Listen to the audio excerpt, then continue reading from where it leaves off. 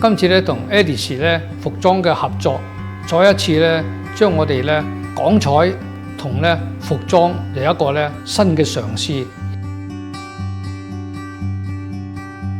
今次嘅陶瓷片嘅製作咧，其實亦都採用咗我哋傳統嶺南嘅一啲花草啊、瓜果啊，甚至用上咗荔枝啊、梅蘭菊竹啊等嘅圖案紋樣，即係整件服裝咧更加趨向於咧具有文化特色，亦都有咧大自然嘅一個氣息融於咧呢件作品上邊。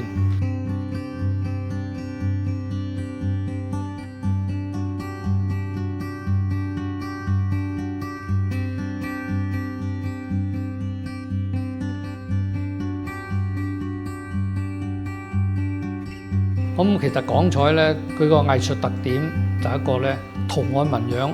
豐富，色彩效果濃烈。咁其實呢個係我哋港彩嘅一個特色。因為咧服裝佢係軟嘅，我哋瓷片係硬嘅。咁經過我哋藝人進一步嘅加工製作，兩者嘅有機結合，咁我覺得係非常之有意義咧，同埋咧亦都係一個大膽嘅嘗試。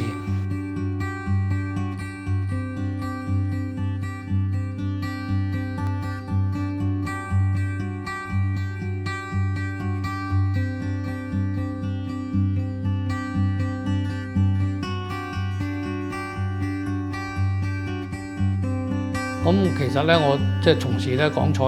幾十年啦，一直都係以陳列瓷日用瓷擺設嘅瓷為主。咁今次咧，我哋將瓷片碎化咗之後咧，去裝點咗喺服裝上邊，即係我自己覺得咧，其實非常之有意義，亦都係一個開拓於咧新領域嘅一個大膽嘅一個嘗試。